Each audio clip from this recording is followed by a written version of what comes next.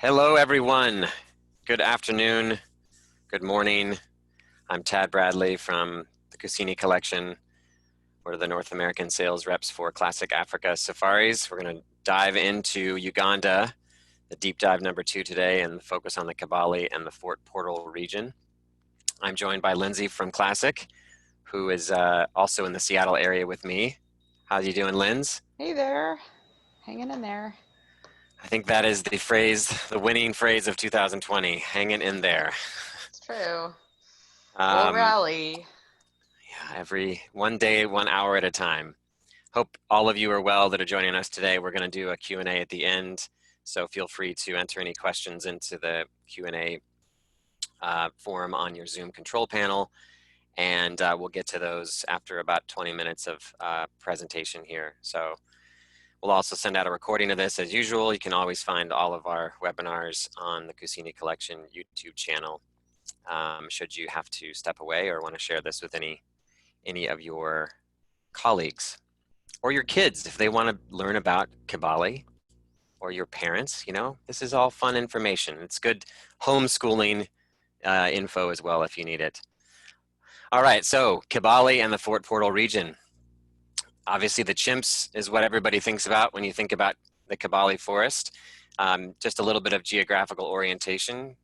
For those that haven't been to Uganda, you're going to land in Entebbe, just outside of the capital of Kampala. More than likely you'll spend a night there, or your guest will spend a night there on arrival. And many Uganda circuits start actually in Kibale. Those that are not visiting Murchison Falls will head straight from Entebbe, after your first night, and begin your trip there. And we do that for a couple of reasons in terms of starting in Kibale and the chimps versus the starting with Bwindi. The first of all is, the gorillas are oftentimes what people are coming to Uganda to see, let's be honest, and to experience. So saving that for the end is a good way to build up to this incredible experience of having, doing your gorilla trek and seeing the gorillas in person. It also is a good way for our guides to gauge the fitness level of your guests if they start with chimp trekking in Kibale. Chimp trekking is much easier, it's flatter. We'll talk a bit more about that in a second. And so it's a good warm-up trek for the gorilla trekking, which is definitely a much more physically challenging experience than chimp trekking. So this is generally why Classic recommends this counterclockwise routing, if possible, based on time and availability, is to do it this way, starting with either Murchison, if you're going to head up there. And if you missed our Murchison deep dive number 1, you can check that out on YouTube. We'll send a link to that as well. But anyway, starting with Murchison or Kibale, and then heading south through Queen Elizabeth and down to Bwindi. That's about a 6-hour drive from Entebbe to the Fort Portal Kibale area. There also is flights, of course. There's a couple of different charter companies, Aerolink being one of them, and they do this milk run that hits most of the major western parts, tourist hotspots in Uganda, generally going from the south down at Bwindi, heading up to Queen Elizabeth and the Kasese airstrip right here, which would be the airstrip your guests would be using were they to be flying out to Kibale and then back to Entebbe. We talked a bit more about the northern circuit as well in our Murchison Falls webinar a few weeks ago. So again, you can check that out for more information. So it is possible to fly and to skip that long drive. Classic would, of course, bring out their vehicles to meet your guests at the Kasese airstrip. And then there's about a 2.5-hour drive from Kasese to the Kibale Forest area. Here's a better map that zooms in on the Fort Portal area. So again, and if your guests are flying, they would land here at Kasese. And then it's a really nice, pleasant drive. Like I said, about 1.5 to 2 hours up to Fort Portal area. Here's Kibale Forest. And we're going to talk about 4 properties that Classic generally utilizes in this area. Kyaninga Lodge here, just north of Fort Portal, Ndali and Papaya Lake Lodge, which are just to the west of Kibale Forest, and then Primate Lodge, which is actually inside the forest, right at the park headquarters. A little bit of a zoomed in view there. So you can see a little bit more detail. Here we are, Papaya, Ndali, Kyaninga, and Primate Lodge. So of course, chimp trekking is really what most of your guests are going to be doing and focused on in the Kibale Forest area. There are other places in Uganda to do chimp trekking. The Chambura Gorge near Queen Elizabeth is one, and then up in the Budongo Forest in Murchison Falls National Park is another. But if the guests are going to be visiting Kibale, it is by far the best place in Uganda to do chimp trekking, not the least of which the success rate is very high, 97%-ish. It's also relatively flat. There are, some slopes, but it's certainly not like gorilla trekking where you are kind of climbing up the side of a mountain, it feels like sometimes. So again, a very good warm-up for gorilla trekking. It's just they have the most habituated chimps. So your chances, again, of seeing chimps in this area are very high. The rates are going up in July to 200 per permit. And that's for your regular standard trek, which is about, usually a 2 to at the most 4-hour experience on the very top end. The chimp habituation experience is also available. That's a 4-hour trip with 4-hour experience with less habituated chimps, a little bit more immersive experience. And that is going up to 250 in July. Yeah, go for it. The chimp trekking, the standard chimp trek, it's worth pointing out that that can be done as a morning or afternoon experience. So if people want to do 2 standard chimp treks, because the activities that the chimps are performing, not performing, but what they're doing varies based on the time of day. In the afternoon, they're finding a place to bed down, they're building their nest, all of that. In the morning, they tend to be gathering food and a bit more active. So keep that in mind. You can definitely have your clients do 1 standard or 2 standard, or if they fly in to Kasese in the morning flight, they can do an afternoon chimp trek, and then the next morning they could do a second chimp trek and have that following afternoon to do some of the activities that Tad's going to touch on in a minute. So just keep that in mind. And then the habituation, it is technically a full day activity. It would just depend on how long it takes to find the chimps, and then you have 4 hours with the chimps. And what's the advantage to the habituation experience, Lens, versus doing 2 standard treks, would you say? Full disclosure, we this year have not been getting rave reviews on the habituation. I think part of the issue is that non-habituated primates are obviously more concerned about humans being close to them. And so we have found that non-habituated group tends to move quite quickly, and chimps move really fast. I mean, much faster than gorillas, just in terms of their lifestyle and their habits. So we have gotten feedback that there's just a lot of trying to follow the chimps and to keep up with the chimps. So it definitely, you have to be more willing to move a lot. For someone who is interested in kind of that, I hesitate a little bit to use the word scientific, because it's unlike, a lot of you are familiar with Greystoke Mahale, the nomad property that's there in the Mahale Mountains in Tanzania, and the Japanese researchers that are there. So there's, Kibale doesn't have that really heavy scientific element. These are UWA staff and rangers who are doing the habituation. So it's going to vary experience to experience based on what ranger you have and how engaging they are and how engaged you are as a trekker. And not to dissuade anyone from booking that, but I think people really need to go into it understanding that it's a really, I guess unpredictable is probably the best word, experience. And whereas the standard chimp trek, those chimps are definitely a lot more used to seeing people. And so it tends to be, if you have people who are really interested in photography, you're going to have better chances with a standard chimp trek. So, and sometimes we get great feedback.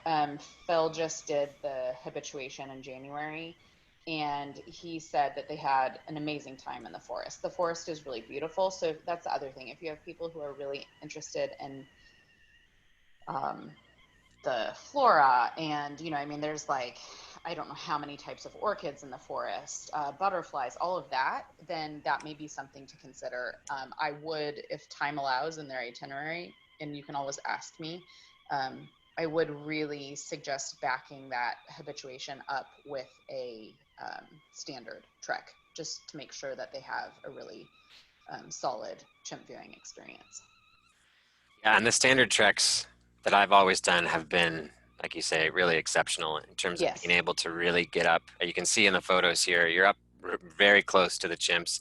I've only done the morning treks, and it has happened in both cases, which start about 8 o'clock in the morning. You start off looking up, as these pictures indicate, up into the forest canopy where the chimps have spent the night or are now beginning to forage and eat.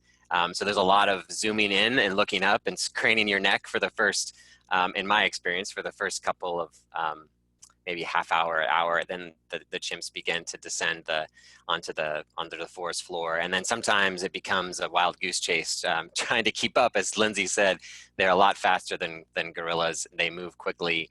It's a great adventure, in some cases, to try to keep up with the troop as they race through the forest floor.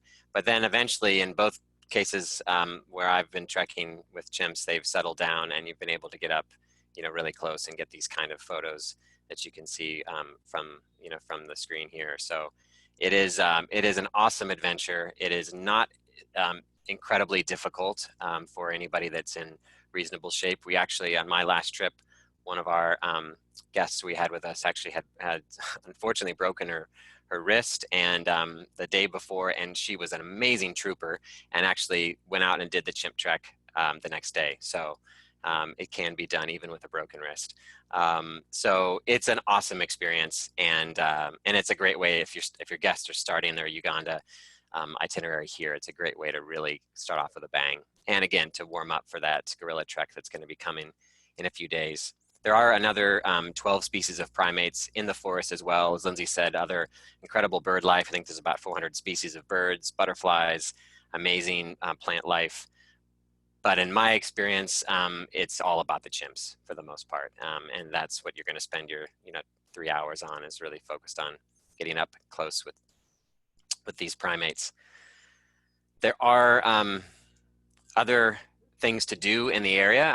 Of course, chimps is the big focus, but in addition to and adjacent to Kibale Forest is the Bogoti Wetlands Sanctuary. And this is actually a great community-based tourism project that's run by the Kibale Association for Rural and Environmental Development, CAFRED for short, which is a community-based organization started in the 1990s by a man named John Tinka, who is also the host of Tinka's Lunch, which we'll talk about in a second. But the Bogoti Wetlands is a great place, especially for birders, for people that want to focus on other primates. There are no chimps there, but there are another, I believe, 8 species of primates inside the wetlands themselves, including the black and white colobus, as you can see there, red colobus, red-tailed monkeys, mangabees, vervets, blue monkeys, and then you've got something like 200 species of birds, including the turcow, the great blue turcow there on your screen, parrots, cranes, kingfishers. So for birders, if you have a birding group, this is definitely a must-do. Not to mention, it really does directly contribute to this local community-based tourism organization. It's about a 3-hour experience, so it can be done in the afternoon. If your guests have done a standard chimp trek in the morning, they can have lunch. We would recommend at Tinka's, which is right next door, and then they can do the Bogoti Wetland in the afternoon. If they have done a chimp trek on day 1 in the afternoon, they spend another night in Kibale, and then the following morning before heading down to Queen Elizabeth, you could go and do the Bogoti Wetlands that way. A lot of ways to work it in. It is very conveniently located, as I said, right very close to the park headquarters, so easy to add this on as a half-day activity. And again, as I mentioned, John Tinka, the one of the early founders and still the program manager for CAFRED. He hosts a lunch at his house. We love recommending Tinka's Lunch, and it's oftentimes the culinary highlight of a Uganda itinerary. The food is incredible. It's all freshly made in Tinka's kitchen with the highest cleanliness standards. He's got that lazy Susan table you can see inside of the little banda there that everybody sits around, and slowly they bring out a variety of traditional Ugandan food. Most of it is vegetarian. John can also do vegan. If you have guests that are vegans, they can make certain that it is all vegan as well. And Tinka has a lot of experience around the world traveling himself. He's been involved with various zoo groups and conservation organizations through his work with CAFRED. So he really does have a very global awareness and understanding of what's happening in the world, as well as his the role of community-based tourism in conservation and in community development. So he's a very fascinating guy to spend an hour with enjoying a really delicious meal. And he'll go through and describe each one of the dishes that's being served. Just a really fantastic host, and it's a great hour to hour and a half experience.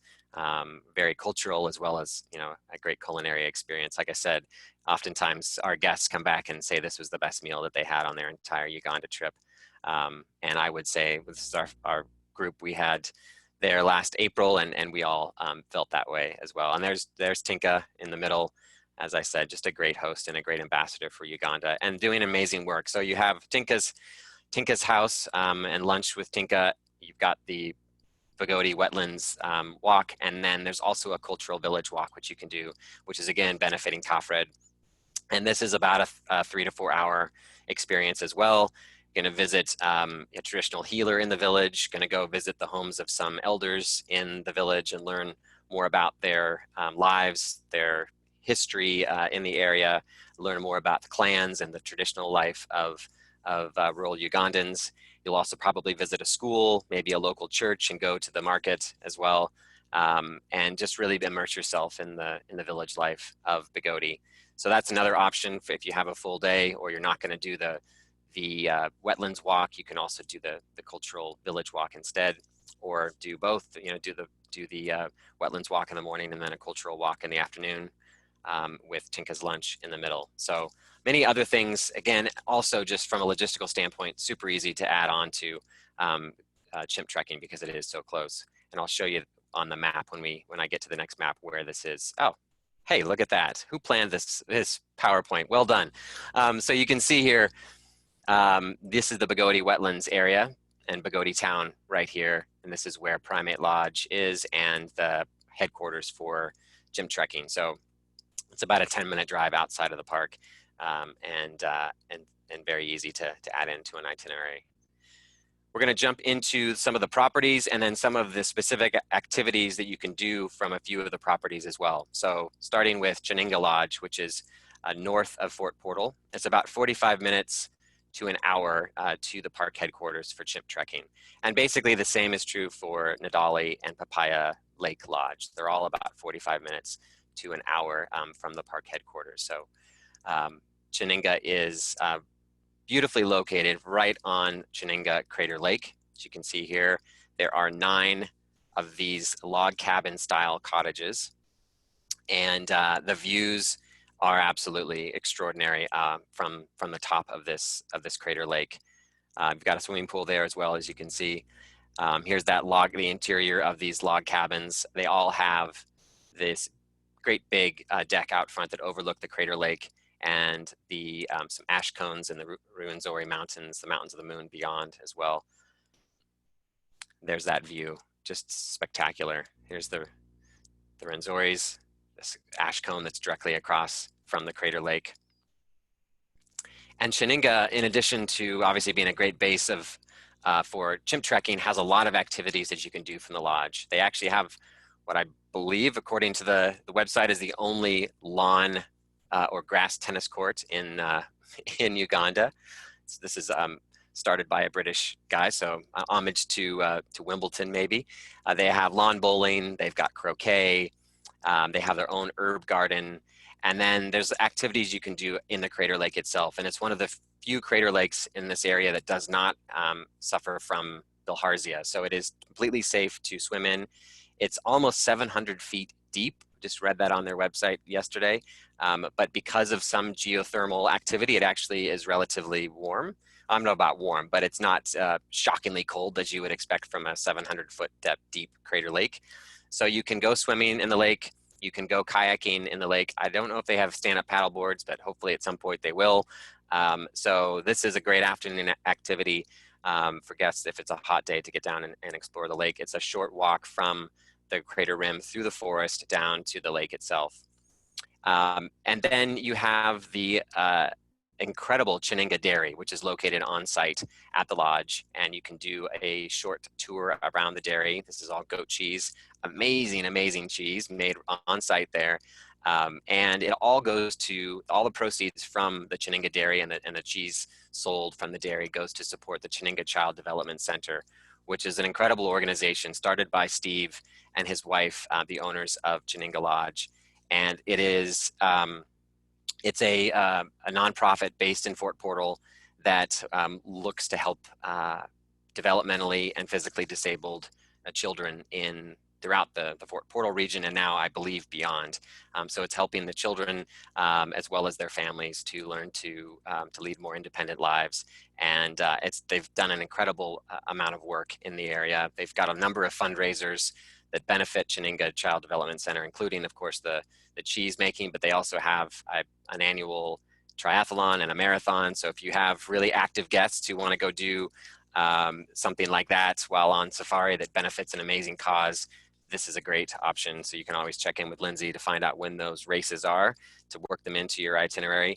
And then for guests that actually want to go and visit the center, that's also possible, where they can go and meet the people that are running it, as well as some of the children, possibly even go out on some of the rounds. These therapists actually go out into the community and visit the families and with children with disabilities in person at their homes as well to help with therapies and treatment. So amazing organization, and well worth at the very least buying some cheese while you're at Kyaninga to help support it. In addition to all of those activities from the lodge, you can also do a number of treks. So there's very simple, the treks like this Crater Rim Walk, which I'll show you a little bit more, that I did on my last trip. My last trip to Kyaninga, which was about April of last year. And it's about an 1.5 to 2 hour walk around the Kyaninga Crater Lake itself. Beautiful walk, relatively easy, amazing views. You can see this is at the beginning of the trek around, looking back toward the lodge over here. This is on the other side now of the lake, looking back to the ash cone. You're walking through farmers' fields in some cases, through a pine forest on one side of the lake, and then in other cases just have these amazing views from the top, from the highest points of the Crater Lake. It's all run and guided by local community members. This is Simon, who is my guide, and he really brought the experience of living in this area to life. He was showing me, pointing out where his family farm was, where his grandparents lived, the village that he's from. And if you have guests that want to do more than just walk around the Crater Lake, they actually have a 3 to 4 hour community walk as well, which will take you beyond the Crater Lake into some of the local communities around the Kyaninga area, where you can meet and interact with some of the local people. There's also a forest walk, which goes down toward the Crater Lake into the forest area. There you have a really good chance of spotting different primates as well. And it's a great experience for birders. So if you have birding clients that want to do a birding experience right from the lodge, this is a must-do for them. In addition to these relatively short walks, these are an 1.5 to 3 hours near the lodge, Kyaninga also offers longer treks down into the Great Rift Valley from the lodge, and these are half-day to full-day treks that get you, down toward the escarpment and into the Rift Valley, with amazing views overlooking the Rwenzori's, as well as the lowest point in the Rift Valley in Uganda. So that's can be done one way, where you walk about 3 to 4 hours into the Rift Valley and then have a vehicle pick you up and take you back, or for hardier trekkers that want to walk both ways, that's a full day option that can then be combined with one of those community and village walks as well. So lots of options to get people out and active from Kyaninga outside of just doing the chimp trekking in Kibale Forest. Ndali Lodge is another fantastic option, one of our favorites. They have 8 of those little cabins, casitas, that all look out over the Rwenzoris on one side and then another beautiful crater lake on the other side. Very homey feel to it, and it's owner operated as Kyaninga, but in the case of Ndali, your owners, Aubrey and Claire, are more than likely on site and will be hosting you. They've got an amazing team there as well. Some of the best food and frankly the best fish and chips I think I've ever had anywhere in the world was actually at Ndali Lodge on a fam trip several years ago. They served us amazing fish and chips for lunch. They've got a swimming pool that has a view over the Rwenzoris here in the clouds. You can sometimes see, depending on the weather, to see the snow-capped peaks of those mountains of the moon. And then on the other side, as I mentioned, you've got the crater lake, just Ndali perched right on the rim of this crater with amazing views in both directions. This is where you do a lot of your afternoon lunches in this outdoor terrace with incredible, I'm not sure what kind of flowers, maybe bougainvillea or something that was just lined and wrapped around this outdoor terrace. It really had an amazing feel to it as you're having lunch.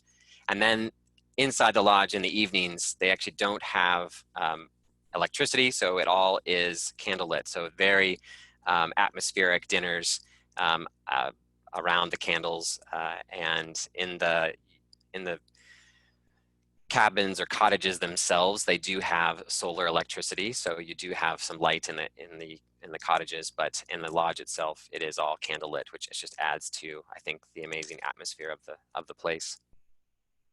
Ndali also is historically a vanilla farm, so there are farm and estate walks that you can do from the lodge that go out into the Ndali estate to look at the vanilla processing, a little bit more about how vanilla is grown and then processed. They also have bananas on site, coffee on site. I think this is actually cacao over here.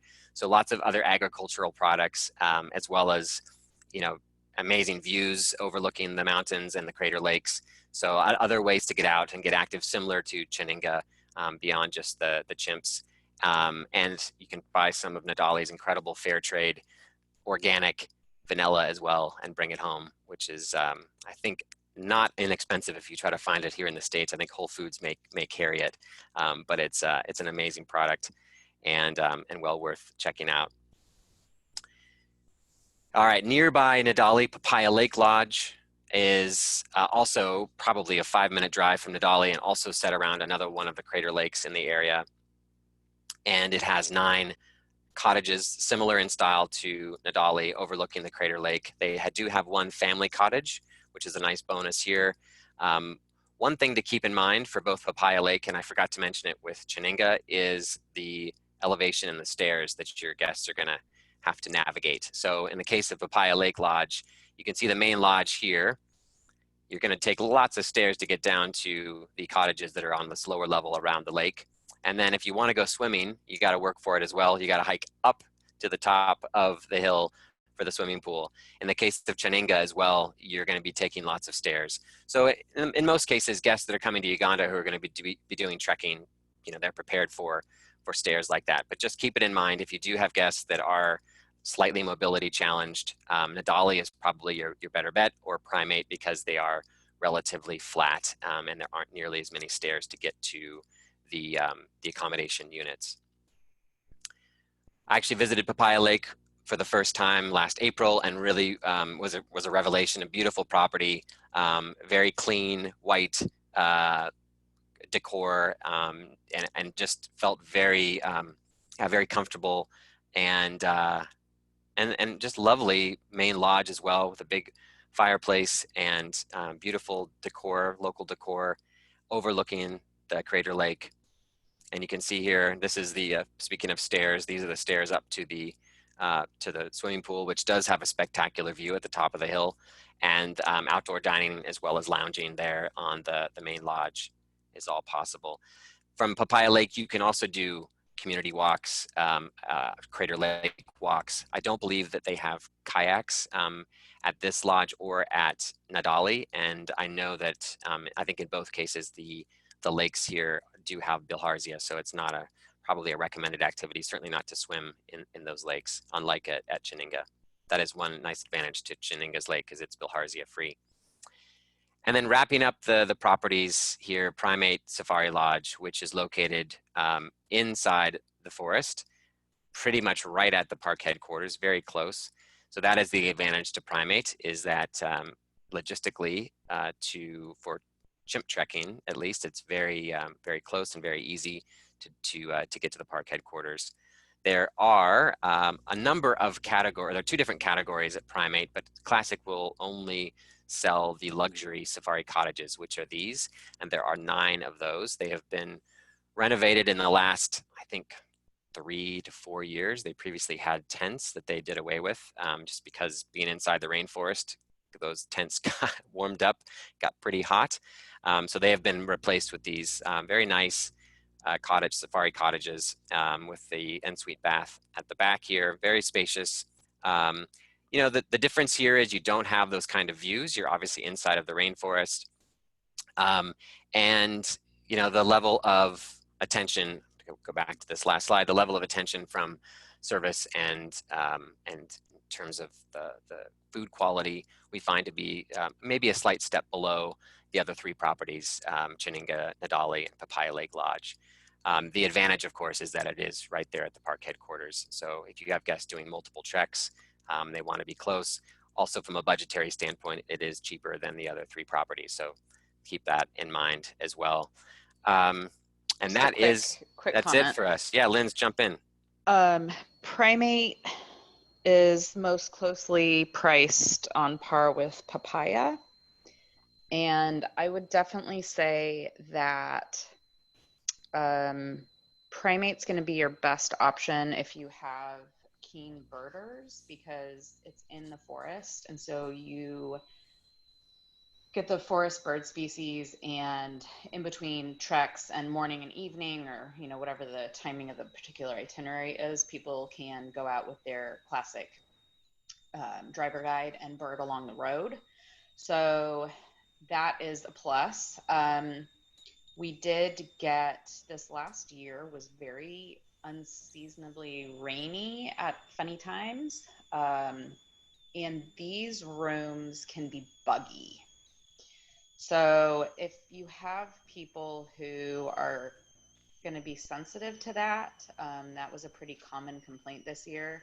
The wood and the doors kind of expands and contracts, I guess, with the season, and that was the response that we got from Primate, is they can't really do anything about it because the bugs can just get in. So just bear that in mind, and because it is a rainforest, it's going to be buggy and damp. So just some feedback there. But this is definitely our most mid-range accommodation, but also for groups it tends to work pretty well because the rooms are all, those luxury cottages are all very similar. And so some of our birding groups, our affinity groups do really well here because the rooms are the same. So someone's room doesn't have a better view, or someone's, you know, has fewer steps, or so. And it is important to note that none of these properties have air conditioning, as Lindsay was saying, and this one can get warm because it is in the rainforest, whereas the other 3 do have, being on top of the Crater Lakes, you do get a little bit more breeze. So, but yeah, and you don't really have an yeah. option. Yeah, exactly. We're going to open it up to Q&A now. If you have any questions, I'm actually going to go back to the map just so we can reference that as needed.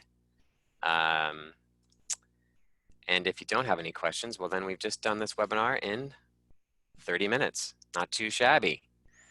So here you can see, as Lindsay was saying, Primate Lodge inside the forest, so great for those birding groups, for affinity groups. Lindsay, for guests that are doing the habituation experience or doing 2 treks, do you see an advantage to staying at Primate without having to drive back and forth to the lodge, or does it really matter? It doesn't, I mean, it doesn't really matter. I think my preference is to, if people are going to fly to Kasese and meet the classic vehicle and guide there, and that flight runs about $330 per person, it's not terribly cost prohibitive.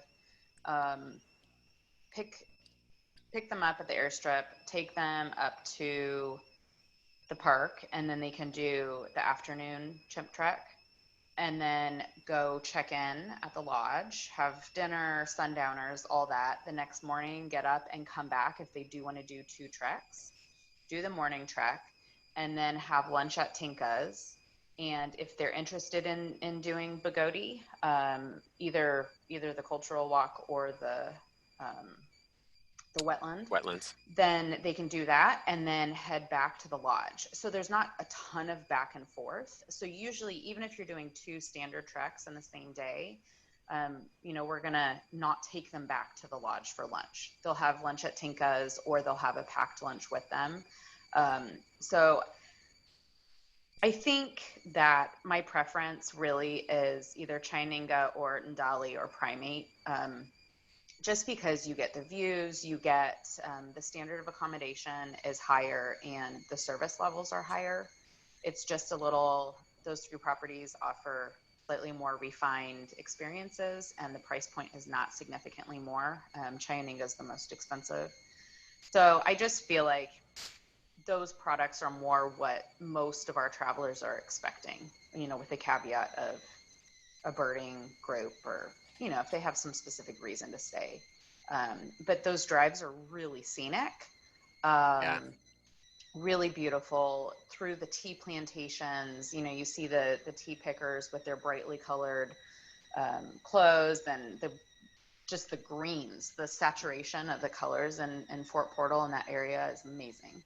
So I don't think anything's wrong with doing it that way. Yeah, that's a great way to think about how to break up those 2 treks. Yeah, and I then you like get that. the afternoon of the second day. You can go to Tinka's, Yeah. and if people are really keen birders, then doing Bogoti in the morning is really good for birding. Mm. So we can juggle that. But then if people do the second trek in the morning and go to Tinka's, then they can go back to the lodge and just enjoy the activities at the lodge. And if you have active guests, then Kyaninga is probably going to be your best bet, followed by Ndali. Yeah. And they can go out kayaking if they're at Kyaninga, or a hike or whatever. So it kind of, we'll try to limit the amount of time that they spend going back and forth and maximize their activities based on the itinerary. I always wish I had more time in this area. It is so beautiful, and there is I want to so live much to there. do. I want to I know. move to Fort Portal. Yeah, it's That's my plan. yeah. When I can't afford my mortgage in Seattle anymore, I'm moving to Fort Portal. Not too shabby of a plan. Yeah, it's a beautiful place. And yeah, I always wish that I had at least 2 nights to really fully explore it. So we'll come visit you in your house when you guys are out there, Linz. Perfect. All right. Caribou. Yes. Done. All right. Well, I think we've covered it all, Linz. No questions. We'll let you all go for the rest of your day. I will send out a link to this itinerary, or to this webinar and the recording of it a little bit later in the week. And thanks so much for joining us. We'll do our next deep dive into Queen Elizabeth in a couple weeks' time, and then follow that up with Bwindi. Thanks, Everyone. Lindsay. Oh, one quick thing. If anyone is interested, we are doing a fundraiser for the porters and Bwindi. Actually, to date, between 2 separate fundraisers, because we have one of our partners here in the States is running their own sub fundraiser. We have raised over $12,000. So That's amazing. I talked to Mel last night, who is he and Phil own Classic together. Mel's based in Entebbe. Right now, we think we have enough funds to also include the porters in Kibale Forest.